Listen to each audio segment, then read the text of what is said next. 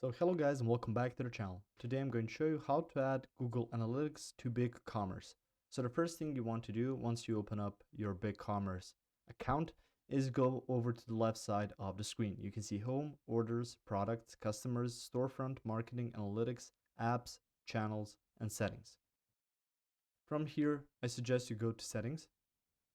After you've clicked on that, you can see Setup, like Store Profile, basic information like shipping, tax, payments, and so on. You can see General, you can see Orders, Products, Marketing, Domain, and you can see here the Advanced section of the settings. You can see Accounting, Data Solutions, Checkout, Account Signup Form, Export Templates, Store Logs, File Access, and Users. So from here, open up Data Solutions. And from Data Solutions, you can see Web Analytics, which is something that you're going to be looking for, like Google Analytics 4.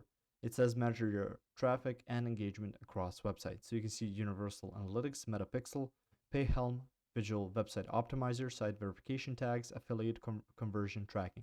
So you can see and choose Google Analytics 4, since this is something that's linked with Google Analytics as a whole, or the analysis that Google can provide for you.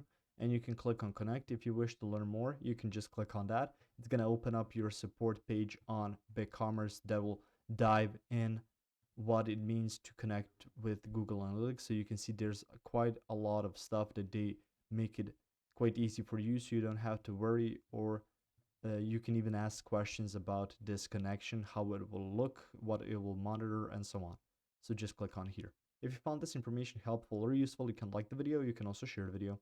You can subscribe to the channel and click the notification bell to get notified about new videos on BigCommerce or some other topics you might find interesting as well. Thank you very much for watching this video, and as always, I will see you guys in the next one. Goodbye.